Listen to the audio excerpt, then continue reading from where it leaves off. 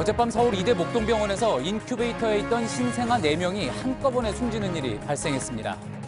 매우 이례적인 불행한 일이 발생한 것에 대하여 유가족분들께 진심으로 사과의 말씀을 드리며 병원 측은 감염병에 의한 것은 아니라고 주장하고 있지만 경찰은 의사와 간호사를 불러 신생아실 관리 실태 등을 집중 조사하고 있습니다. 오늘 오후 약사 1000여 명이 청와대 앞에서 편의점 판매 약품의 품목 확대에 반대하는 걸기대회를 열었습니다. 약사들은 편의점에서 약을 파는 게 국민 건강권을 위협한다고 주장하는데 그보다는 약국의 수익 감소를 걱정하는 것 아니냐는 반론도 나옵니다. 박근혜 정부가 체결한 한일 위안부 합의에 대한 재검토 작업이 이달 중에 끝납니다. 하지만 이에 따른 정부의 공식 입장은 내년 1, 2월 중 나올 것으로 JTBC 취재 결과 확인됐습니다. 일본이 보고서 내용에 촉각을 곤두세우고 있는 가운데 내려진 결정이라 그 배경에도 관심이 쏠립니다. 자유한국당이 전국 당협위원장 당무감사 결과를 발표했습니다.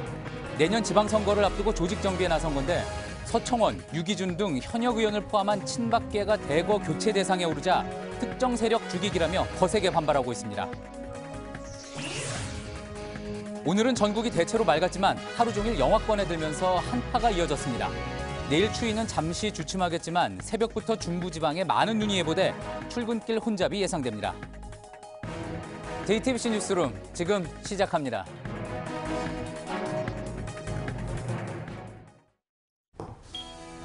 공기청정기가 도로 위로.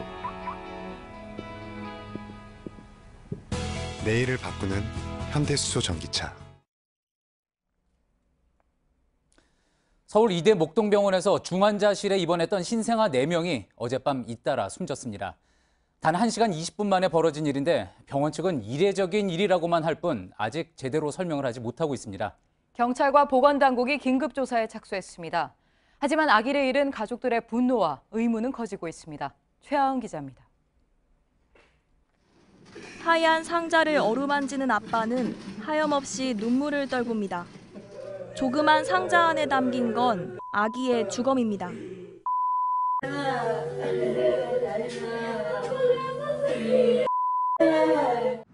어젯밤 서울 이대목동병원 신생아 중환자실에서 아기 4명이 잇따라 숨졌습니다. 저녁 9시 반부터 10시 50분까지 단 1시간 20분 사이에 벌어진 일입니다. 아이고, 말이 되나.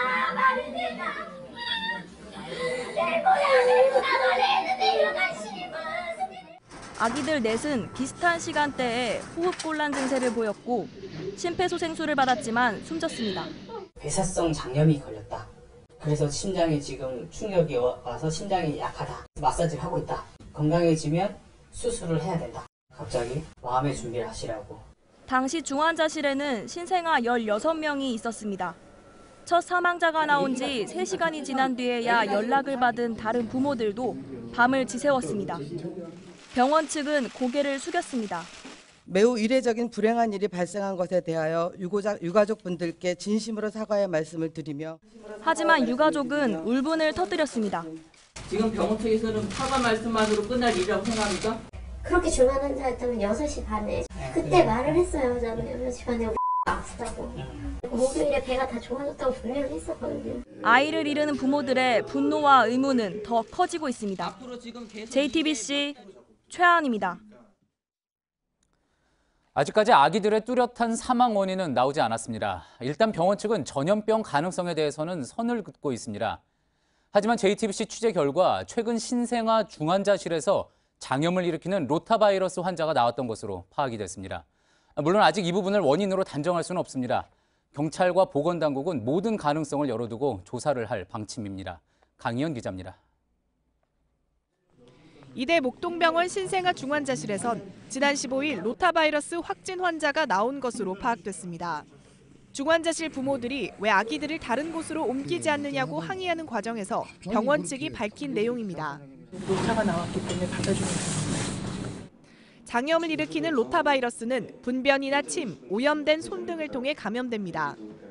병원 측은 당시 감염 아기가 이번 사안과 관련된 16명과는 격리돼 있었다고 했습니다. 병원은 전염병 가능성은 낮다는 입장입니다. 감염 관리가 철저했고 전염병 전조 증상이 없었다는 겁니다. 전문가들은 신생아 4명이 거의 같은 시간대에 숨진 일 자체가 이례적이라 원인을 예단하기 어렵다고 합니다. 괴사성 장염이나 폐질환 등 아기들이 앓던 질환이 사망에 영향을 미쳤을 거란 의견도 있습니다. 하지만 별다른 질환 없이 숨진 다른 2명에 대해선 설명이 안 됩니다. 신생아실 위생 상태가 부실했다는 부모들 주장도 나왔습니다. 기저귀를 가는데 기저귀 갈아서 기저귀 그냥 땅바닥에 버리고 그거를 다시 손으로 집어가지고 선반에 있던 그냥 오픈되어 있는 그 선반에 있던 그거 꼭지를 그냥 갖다 바로 애기 입에다 대는 거예요. 의료 장비 오작동이나 전원 공급 등의 오류가 생겼을 수도 있다는 주장도 나오지만 설득력은 떨어집니다.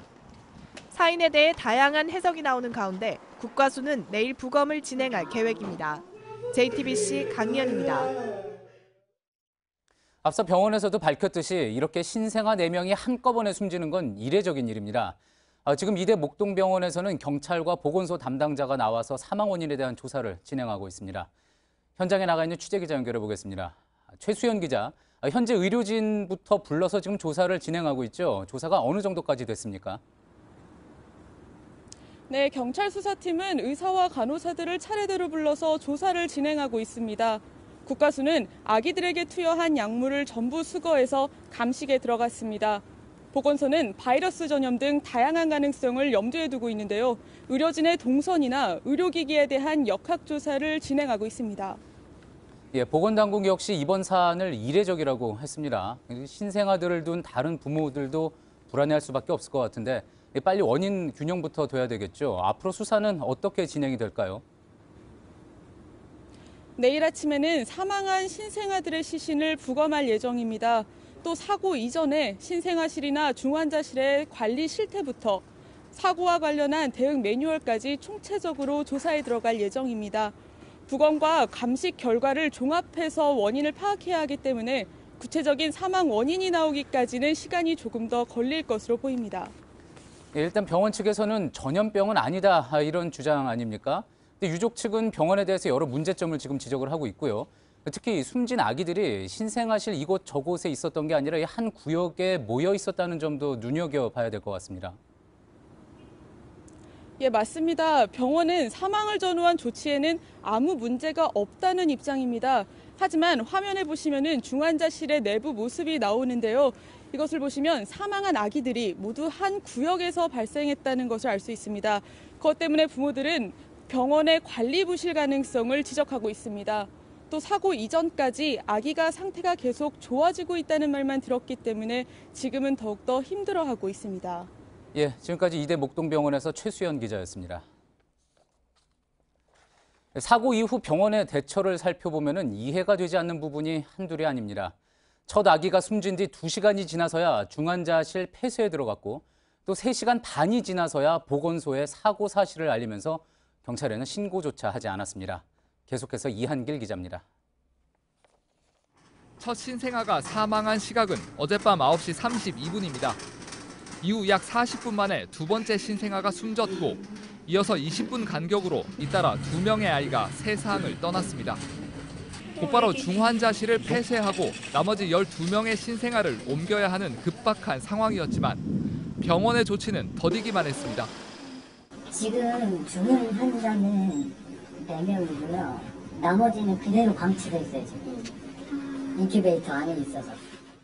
신생아 중환자실의 환자 부모들에게 아이를 다른 병원으로 옮겨야 한다고 연락한 건 사고 발생 2시간이 지난 뒤였습니다. 11시 40분쯤에 병원에서 전화가 왔고요. 중환자실에 일이 생겨서 폐쇄를 해야 돼서 여기를 다른 병원으로 옮겨야 된다고. 뒤늦게 연락을 받고 달려온 부모들에게도 사고 상황을 정확하게 설명하지 않으면서 가족들의 거센 항의가 이어졌습니다. 아니, 애기가 저기 있으니까 그 최소한 애기가 지금 무사할지 그런 것도 알려줘요. 병원의 늑장 대처는 이뿐이 아닙니다. 사고 발생 3시간 반이 지난 다음 날 새벽 1시가 돼서야 양천구 보건소에 사망 사실을 알렸고 경찰에 나의 신고조차 하지 않았습니다. 저희가 듣기로는 보호자분이 하셨다라고 듣고 있습니다. 출동한 경찰 역시 추가 감염을 예방하기 위한 소독 작업을 하지 않고 중환자실에 진입했다가 가족들의 항의를 받기도 했습니다. JTBC 이한길입니다. 숨진 아기들은 모두 출산 예정일보다 몇 달씩 일찍 태어난 상태였습니다. 부모들은 아기가 건강해져서 집으로 데려갈 날만 기다려왔을 텐데 어제 숨진 한 신생아의 엄마가 그동안 써온 일기장에는 아이에 대한 사랑과 걱정이 가득했습니다. 난데없는 사망 소식에 가족들은 슬픔과 분노가 커지고 있습니다. 이상화 기자입니다. 아이는 숨지기 하루 전에야 처음으로 젖병에 든 모유를 자기 힘으로 먹었습니다. 지난달 5일 미숙아로 태어난 지 한 달 열흘 만이었습니다. 그동안 코에 넣은 관을 통해 영양분을 주입해왔습니다. 힘줄이 드러난 야윈 아이를 보면서 그래도 엄마는 감사했습니다. 임신 중독증 때문에 8주 먼저 나온 아이에게 엄마는 항상 미안했습니다. 계속되는 치료와 수술에 마음 아팠지만 많이 울지 않기로 약속도 했습니다. 아이를 처음 안아보던 날, 엄마는 세상을 다 가진 듯 했습니다. 아이 검사 결과도 좋았고 호흡기도 뗐습니다. 희망이 보였습니다. 아이 탯줄은 고이 받아 일기장에 붙였습니다. 아이가 크면 보여줄 계획이었습니다.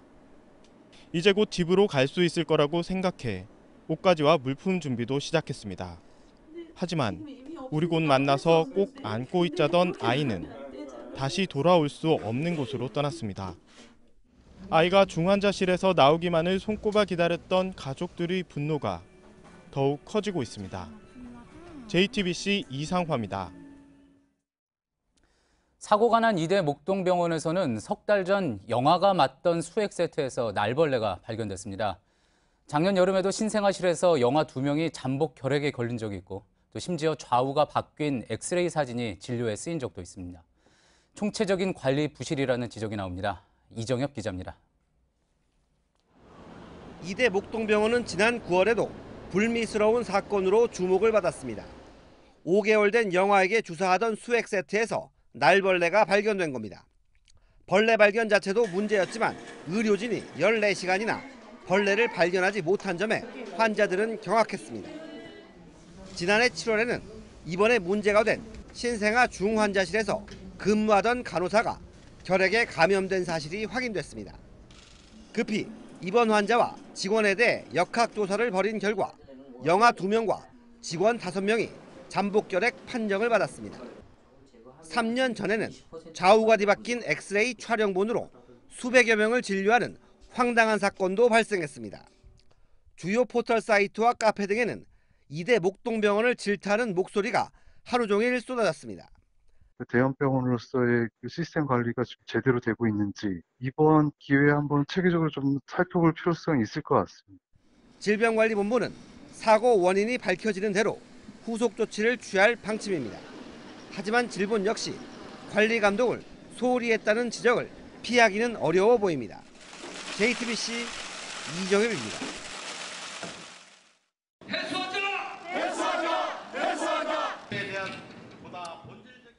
오늘 청와대 앞에서 열린 약사들의 집회 모습입니다. 지금은 해열제나 소화제 등 13개 일반 의약품을 근처 편의점에서 살 수가 있는데 여기에 제산제나 지사제도 추가하는 방안을 보건복지부가 추진 중이죠. 그러자 오늘 1000여 명의 약사들이 모여서 국민 건강을 위협하는 조치라며 반대하고 나섰습니다. 하지만 약국이 문 닫는 심야 시간이나 휴일, 편의점에서 구할 수 있는 약이 더 많아져야 하는 것 아니냐는 반론도 만만치 않습니다. 조민진 기자의 보도입니다. 어린이 브루펜, 회스탈, 판콜 A. 약국에서도 편의점에서도 구할 수 있는 상비약은 현재 해열 진통제를 포함해 4종류, 13개 제품입니다. 휴일이나 주말 이런 때 손님들이 약국을 찾으시는데 약국 문이 다 닫혀 있기 때문에 가까운 편의점에서 약을 많이 찾으세요. 건강보험심사평가원에 따르면 지난해 편의점에 공급된 의약품 규모는 285억 원어치로 전년 대비 19%가량 증가했습니다. 약사들은 편의점 판매가 늘어나는 게 오히려 의약품 오남용의 증거라고 주장합니다. 복약지도 없이 마구 약품을 사 먹는 게 국민 건강을 위협한다는 겁니다. 약사직농 말살기도 7만 약사 분노한다! 하지만 이런 약품을 약국에서 살 때도 특별한 복약 지도를 받는 경우는 드뭅니다. 그보다는 야간과 주말에 약을 구하기 힘든 문제가 더 절실하다는 지적입니다. 대한약사회가 휴일에도 문 여는 약국을 인터넷에 공개하지만 막상 찾아가 보면 문을 닫은 경우도 많습니다. 상비약은 좀 품목이 좀 더 확충되는 거는 편리한 측면에서 더 좋은 것 같기는 해요. 급하거나 그렇게 또 약국이 닫은 시간에 편의점은 열려 있으니까. 외국에서도 소매점의 상비약 판매는 허용됩니다. 일본 같은 데 드럭스토어에 가면 없는 약이 없는 게 없어요. 복지부는 제산제와 지사제, 항히스타민제 등을 편의점 판매 품목에 추가하려 하지만 약사들 반발을 넘기가 쉽지 않아 보입니다. JTBC 조민진입니다. 문재인 대통령이 3박 4일의 방중 일정을 마치고 어젯밤 귀국했습니다. 청와대는 사드 보복 철회로 우리 경제 성장률이 오르는 효과가 있을 것이라고 자평했습니다. 정재윤 기자입니다. 청와대는 이번 한중 정상회담에서 사드 문제가 이슈로 부각되지 않은 점을 성과로 내세웠습니다. 사드와 관련된 발언이 가장 간략하게 언급이 됐고 또 미래지향적인 기조를 견지하자는 데도 의견이 일치했습니다. 또 사드 보복 철회에 따른 경제적 효과에 대한 기대도 밝혔습니다. 한국의 경제 성장률을 앞으로 0.2% 올리는 효과가 있을 거라고 생각합니다. 사관복급의 공학 영접 등 홀대론에 대해서는 적극 반박했습니다. 표준 관행은 부부장 조리가 영접을 국가원수가 방문했을 때 가는 것이고 또 저희들 전임 대통령들께서 방문하셨을 때도 수차 그런 적이 있습니다. 특히 중국 측과 식사 숫자를 세가며 문제를 제기하는 혼밥 논란은 국민 감정선을 건드리는 워딩이며 이해할 수 없는 프레임이라고 주장했습니다. 이번 방중은 결과적으로 청와대가 당초 계획했던 것처럼 사드 문제를 일단은 덮어두고 경제 현안을 풀어가는 쪽으로 본격 시동을 걸었다는 점에서 평가를 받고 있습니다. 하지만 중국이 미국 견제용으로 언제 다시 사드 문제를 꺼내들지 모르는 상황이어서 불안한 관계 복원에 대한 우려는 당분간 이어질 것으로 보입니다. JTBC 정재윤입니다. 김정일 사망 6주기를 맞아 최용해 부위원장과 당 간부들이 금수산 태양궁전을 참배했다고 북한 매체들이 보도했습니다. 노동신문은 일면에 김정일의 대형 사진을 실었고 조선중앙TV는 김정일과 관련한 기록 영화와 인터뷰를 내보내며 추모를 이어갔습니다.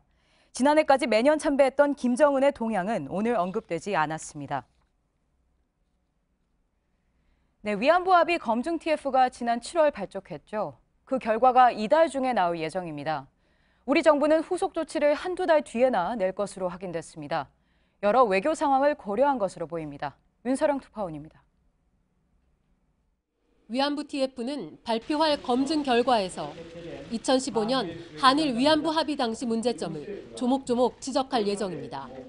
출연금 10억 원의 의미와 최종적 불가역적 해결이라는 단어가 들어간 배경, 그리고 위안부 소녀상이 거론된 이유 등을 밝히게 됩니다. 이병기 당시 청와대 비서실장과 야치 쇼타로 NSC 국장 간의 8번에 걸친 밀실회담의 내역도 공개할 것으로 보입니다. 우리 정부는 이 같은 TF 결과를 곧바로 정부 입장과 연결짓지는 않겠다는 입장입니다. 외교부 고위 당국자는 정부 조치는 한두 달 뒤에 나올 것이라면서 종합적 판단을 위해선 시간이 필요하다고 말했습니다. 또 TF가 장관 직속 기구지만 그게 곧 정부 입장은 아니라고도 말했습니다. 정부가 관련 조치를 바로 내놓지 않는 것은 한일 관계에 미칠 영향을 다각도로 분석하기 위한 것으로 보여집니다.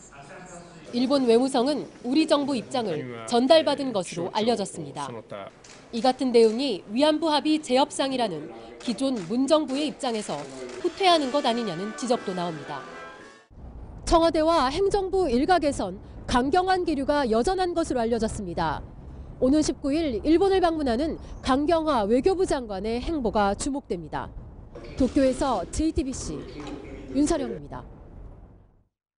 내년 지방선거를 앞두고 자유한국당이 쇄신 차원에서 당협위원장 교체 대상으로 62명을 발표했습니다. 서청원, 유기준 등 현역 의원 4명을 포함해 친박계가 대거 포함됐습니다. 친박계는 반발하고 있습니다. 이희정 기자입니다. 현역 의원 중 교체 대상에 오른 서청원, 유기준, 배덕광, 엄용수 의원은 모두 친박계로 분류됩니다. 당장 당협위원장 자리를 뺏기게 된 의원 4명은 이른바 표적 감사를 당했다며 반발하는 분위기인 걸로 전해집니다. 현직 의원이 아닌 당협위원장 가운데도 친박계가 다수 포함됐습니다.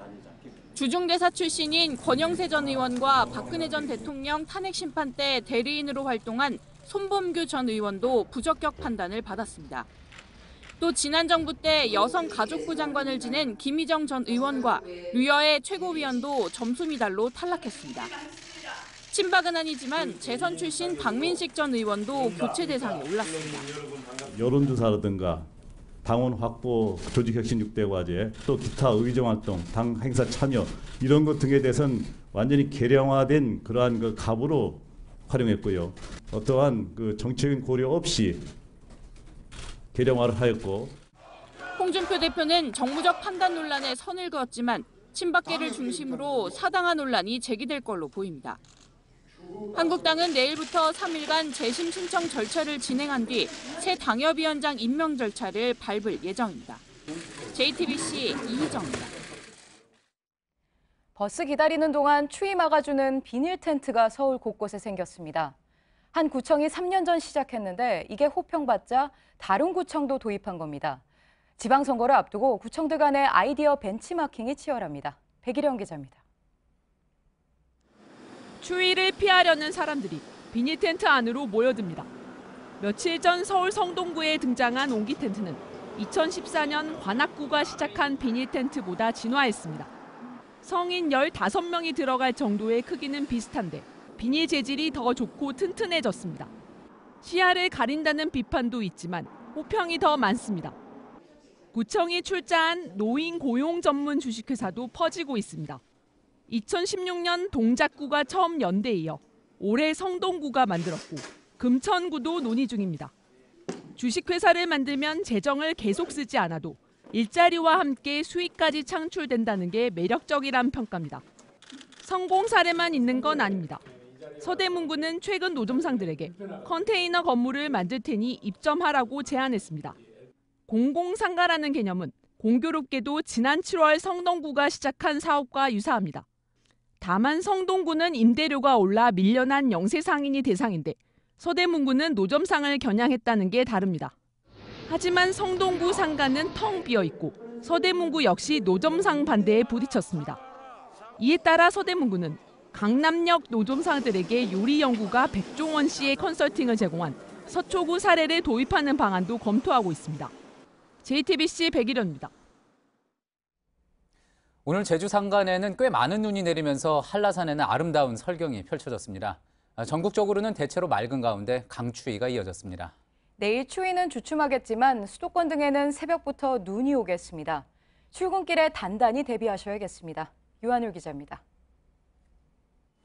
한라산 구비구비 하얀 설국이 펼쳐졌습니다. 쉴 새 없이 흩날리는 눈발에 산행이 고될 법도 하지만 빼어난 설경에 등산객들 얼굴엔 웃음꽃이 폈습니다. 제주도 한라산 어리목엔 어제부터 내린 폭설에 하루 종일 흩뿌린 눈이 더해져 26cm나 되는 눈이 쌓였습니다. 남동쪽으로 움직이던 눈구름이 높은 제주 산간에 걸렸기 때문입니다. 다른 지역에선 맑은 날씨를 보이는 가운데 매서운 추위가 이어졌습니다. 내일 새벽부터는 서울과 경기 서부에 1에서 5cm, 경기 동부와 강원 영서엔 최대 7cm의 눈이 예보돼 있습니다. 특히 새벽부터 아침 사이에 집중적으로 내릴 것으로 보여 출근길 혼잡이 우려됩니다. 추위는 잠시 누그러집니다. 서울은 아침 기온이 오늘보다 7도 가까이 오른 영하 4도에서 시작해 낮에는 영상 4도까지 올라갑니다. 대구나 최고 기온 7도, 광주도 8도로 평년 수준을 되찾겠습니다. 하지만 내일 밤부터 차가운 북서풍이 내려오면서 기온은 다시 내려갈 전망입니다. 목요일인 21일에도 영남을 제외한 전국 대부분 지역에 눈 또는 비 소식이 있습니다. JTBC 유한울입니다. 예, 이렇게 추위가 계속되고 있는데 살을 애는 듯한 추위에도 생업은 놓을 수가 없는 거겠죠. 네, 영하 18도의 작업장에서 고된 하루를 시작하는 사람들도 있습니다. 이상혁 기자가 만나봤습니다. 입김이 쉴 새 없이 쏟아집니다. 귀마개를 하고 목도리를 두르고 장갑까지 꼈지만 몸으로 파고드는 냉기를 막진 못합니다. 심재복 씨는 요즘처럼 추운 한겨울에도 하루에 10시간을 냉동창고에서 일합니다. 생선을 조금이라도 더 신선하게 보관하려면 어쩔 수 없습니다. 날마다 하는 일이라 그 사람은 추운데 좀 따뜻한 데서 좀 쉬고 싶죠. 지게차 운전자들이 얼린 생선들을 차곡차곡 싣더니 냉동창고로 옮기기 시작합니다. 어느새 냉동창고 안은 아파트 10층 높이까지 생선 상자가 쌓였습니다. 시장의 또 다른 냉동창고에 들어선 김혜원 씨. 두꺼운 패딩을 입고 쉴 새 없이 꽃게를 나릅니다. 기소적으로 실고 선도식으로 다 실어요. 새벽 수산물 정리가 끝난 뒤 수산시장은 본격적으로 바빠집니다. 이제 오늘 잡아들인 수산물 경매가 시작됩니다. 상인들은 종이컵 커피를 양손에 쥐고 추위를 달랩니다. 경매를 마친 상인들은 그제야 따뜻한 난로 주변에 모여 앉아 이야기를 나눕니다. 공기는 여전히 차가웠지만 수산시장 열기는 뜨거웠습니다. JTBC 이상엽입니다. 서울 강남 한복판의 여러 공사장에서 LP가스가 허술하게 관리되는 모습이 JTBC에 포착됐습니다. 가스 냄새가 진동해 가스밸브에 비눗물을 묻혀보니 거품까지 났습니다. 용접하다가 불꽃이라도 튀면 생각만 해도 아찔합니다. 서준석 기자가 현장 취재했습니다. 지난 3년 동안 가스 폭발로 소중한 목숨이 쓰러진 현장입니다. 사고가 일어날 때마다 허술한 관리 실태와 안전 불감증이 도마에 올랐습니다. 하지만 변한 것은 없었습니다. 강남의 아파트 재건축 공사장이 들어서자 LP가스 냄새가 진동합니다. 요즘 가스 채는데 가스 검증기를 대보자 수치가 올라갑니다. 점심을 먹기 위해 인부들이 자리를 비운 동안 가스가 샌 겁니다. 이 같은 안전 불감증은 다른 곳도 비슷합니다. 가스밸브에 비눗물을 묻혀보자 새어나오는 가스 때문에 거품이 올라옵니다. 이 공사장은 큰 상업용 건물 등이 밀집해 있는 서울 강남 한복판에 있습니다. 바로 좀 차겠잖아. 어떻게 불러가지고 어쩔 건데. 이렇게 새어나온 LP가스는 공기보다 무거워 땅으로 가라앉습니다. 공사 현장에선 용접 작업이 수시로 이뤄지기 때문에 불꽃 등이 튈 경우 대형 사고로 이어질 수 있습니다. 한국가스안전공사 등이 지난해부터 건설 현장 57곳의 가스관리 실태를 점검한 결과 부적합으로 판정받은 곳이 절반에 가까웠습니다. 이러는 사이 가스 폭발 사고도 잇따르면서 소중한 목숨을 앗아가고 있습니다. JTBC 서준석입니다. 물건 사러 갔는데 직원이 과도하게 친절해 부담스러웠던 적 없으신지요? 조용히 쇼핑하길 원하는 나홀로 쇼핑족은 더 그럴 것 같습니다. 이런 소비자들에 맞춰 매장들도 변하고 있습니다. 송지혜 기자입니다. 터치스크린에 화장품을 올려놓자 제품 정보와 매장 내 위치 정보가 뜹니다. 기기를 이용해 스스로 피부 톤이나 피부 나이를 측정하면 잘 어울리는 화장품 색상과 제품도 추천해줍니다. 다양한 스마트 기기로 직원 도움 없이도 쇼핑이 가능한 겁니다. 구경하러 들어갔는데 좀 이제 과하게 친절하고 그러면은 막 꼭 사야 될 것 같고 그래서 부담스러워서 좀 혼자 테스트하기도 좋고. 30, 40대 남성을 타겟으로 한 이 매장은 고객이 먼저 도움을 요청하지 않는 한 직원이 말을 걸지 않습니다. 특히 피규어 제품을 고르면 대형 자판기가 물건을 가져다 줍니다. 물건을 고르고 계산하는 과정에 점원과의 불필요한 접촉을 최소화한 겁니다. 아예 조용한 쇼핑을 선택할 수 있게 한 매장도 있습니다. 혼자 볼게요 바구니를 들면 직원이 다가오거나 말을 걸지 않고 도움이 필요해요 바구니를 들면 다가와 쇼핑을 도와줍니다. 지난해 8월 5개 매장에서 시범 운영된 뒤 반응이 좋아 46개 매장으로 확대됐습니다.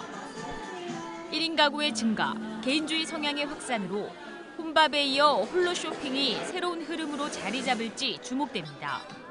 JTBC 송지혜입니다. 이스라엘과 충돌 중인 팔레스타인에서 격한 시위가 벌어져 최소 8명이 숨졌습니다. 사망자 중에는 이스라엘 공습대 하반신을 잃은 활동가도 있어 분노가 커지고 있습니다. 사우디아라비아에선 요르단 최대 은행의 회장을 구금하는 일까지 발생했습니다. 김성탁 특파원입니다.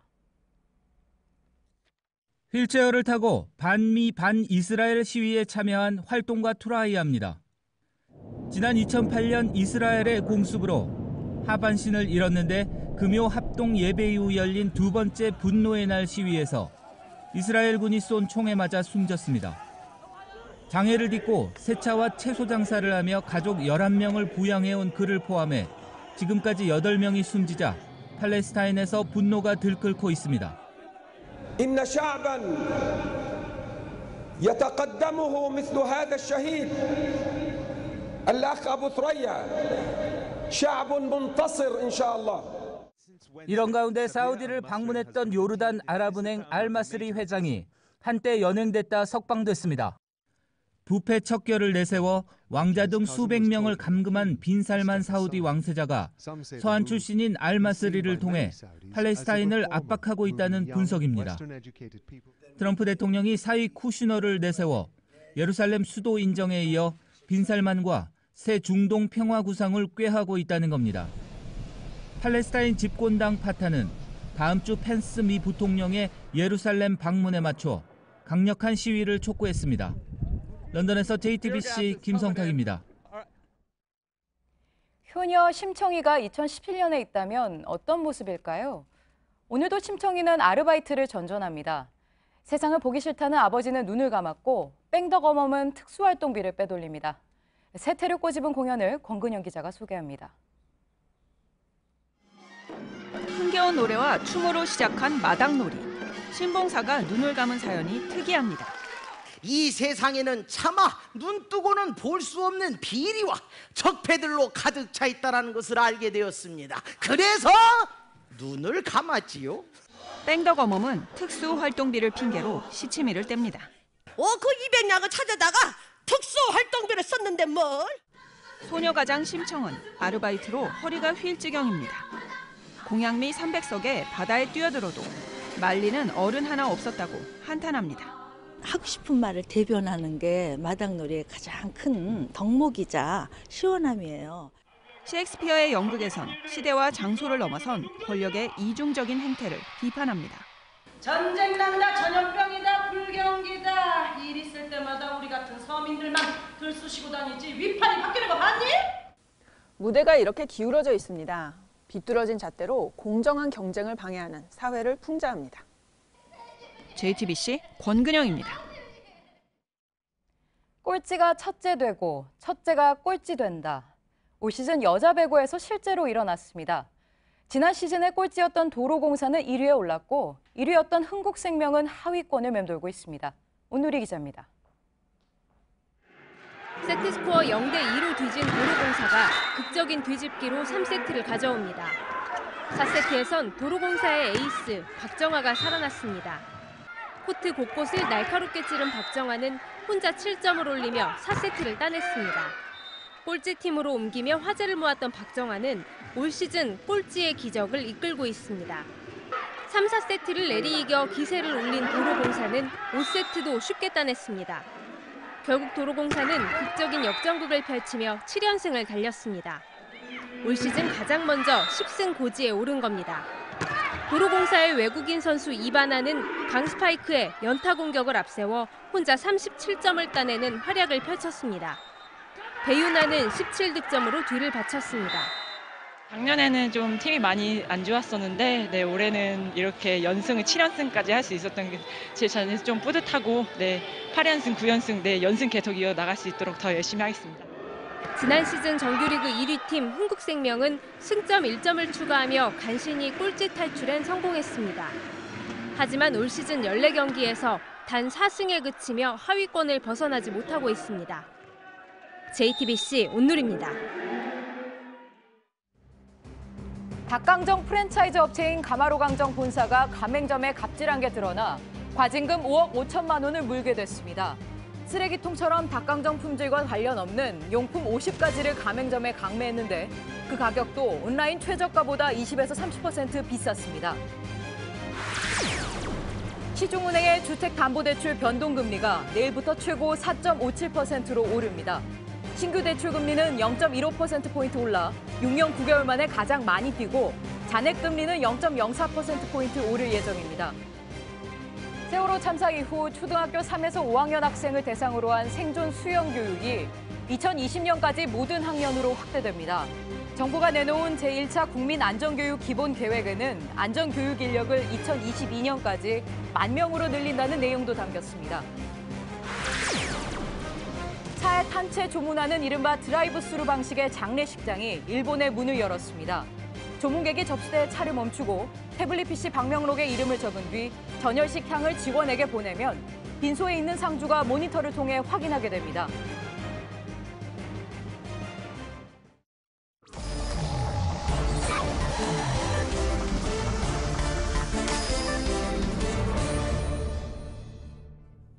예, 비하인드 뉴스. 오늘은 정치부 안지연 기자가 나와 있습니다. 안지연 기자, 첫 번째 키워드부터 볼까요? 네, 첫 번째 키워드 대응망덕입니다. 예, 자유한국당 유여해 최고위원 했던 이야기겠군요. 네, 오늘 저 최고위원 당협위원장 자격이 박탈이 됐죠? 네, 맞습니다. 최고위원으로는 유일하게 이 당협위원장 자격이 박탈됐는데요. 예. 오늘 기자회견을 자청해서 서초를 지키지 못해 죄송하다면서 억울함을 호소하기도 했습니다. 이 발언은 직접 들어보시죠. 예. 홍 대표는 후한무치와 배은망덕을 그대로 보여주는 것입니다. 당대표께서는 분명히 당신을 대선 후보로서 밀었던 그 사람들에게 필요가 없다라는 이유로 버린다는 것은. 자, 먼저 당협위원장에 대해서 좀 이야기를 해볼 텐데, 당협위원장은 어쨌든 한 지역구를 관리하는, 그 당에서 관리하는 사람이지, 책임지는 사람이어서 지역 기반을 다질 수도 있고 다음 공천에도 유리하고 이렇기 때문에 서로 하려고 그러는 그런 자리잖아요. 네. 그런데 홍준표 당대표가 그런 당협위원장에서 자신을 떨어뜨렸다, 이런 이야기인 거군요. 네, 맞습니다. 그러면서 또 한 가지 의혹을 제기하기도 했는데요. 유 최고위원은 홍 대표를 향해서 자신이 서울시장에 나가려고 하니까 주저앉힐 의도로 탈락시킨 거 아니냐, 이런 의혹을 제기하기도 했습니다. 예, 그러면서 이제 본인이 그동안 당을 위해서 한 일이 많았는데 홍 대표가 그래서 배은망덕하다, 이런 이야기를 한 모양입니다. 네. 자, 그런데 오늘 또 류 최고위원이 기자회견 후에 페이스북에 올린 글을 보니까 내일 원래 이제 최고위원 회의, 최고위원들이 모여서 하는 회의가 예정돼 있었는데 그게 취소됐다고 하죠? 네, 맞습니다. 뒤에 보시면 이 페이스북 포스팅이 나올 텐데요. 바로 예. 이 내용입니다. 내일 오전 9시로 예정된 최고위원 회의가 취소됐다. 그런데 아무런 이유도 알려주지 않고 취소됐다는 건데요. 이 당초 내일 최고위원 회의가 열리면 친박계 반발이 거셀 것으로 예상됐는데 이렇게 취소가 됐다는 겁니다. 예. 이에 대해서 홍준표 대표 측은 오늘 지방선거 출마를 선언한 이철우 최고위원이 이 최고위원직을 사퇴했기 때문에 예. 이 원내대표 회의로 전환해서 개최하는 것뿐이다, 이렇게 설명했습니다. 예. 회의가 열리지 않는 부분 두고서도 이제 논란이 될 수 있겠군요. 자, 그런데 오늘 또 이제 컷오프가 된 명단 이 두고 보니까 바른정당에서 넘어온 복당파들도 각자 이제 자신들의 그 당협위원장 자리가 있을 텐데 희비가 엇갈린 것 같습니다. 네, 맞습니다. 복당파 사이에서도 희비가 엇갈렸는데요. 먼저 김성태 원내대표를 비롯해서 복당파 의원 7명 지역의 당협위원장은 오늘 교체 명단에 이름이 올랐습니다. 예. 그러니까 공석이 된 만큼 복당파들이 사실상 다시 지역구를 되찾은 셈인데요. 예. 그러면 나머지 15명이 남게 됩니다. 그러니까 22명에서 7명이 빠져서 15명이 남게 되는 건데요. 예. 이 가운데 4명의 지역구는 이미 공석인 상태였습니다. 예. 그러니까 지역구를 되찾지 못한 복당파 의원은 이제 11명이 남은 셈입니다.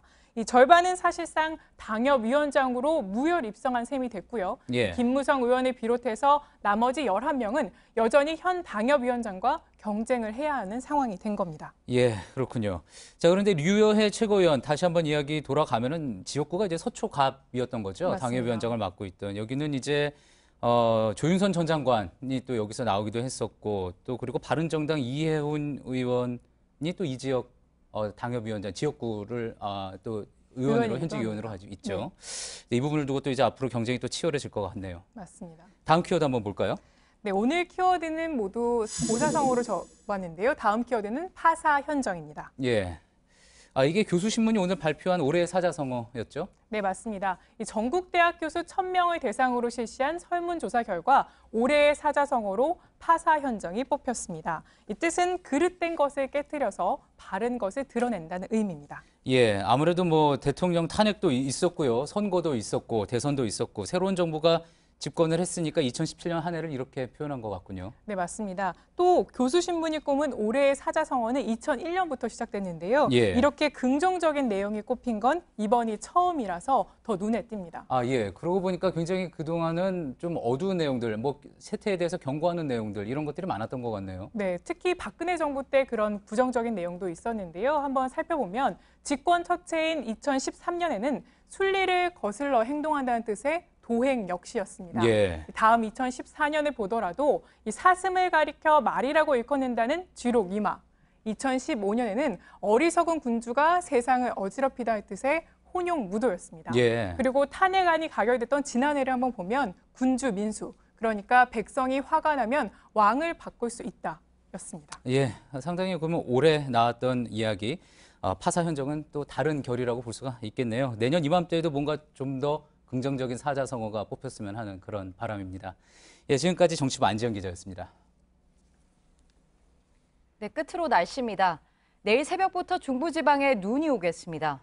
많게는 7cm까지 내려 출근길이 얼어붙을 수 있습니다. 내일 낮에는 추위가 주춤하겠지만 밤부터 찬 공기가 몰려와 다시 추워지겠습니다. 예, JTBC 뉴스룸 저희가 준비한 소식은 여기까지입니다. 시청해주신 여러분 고맙습니다.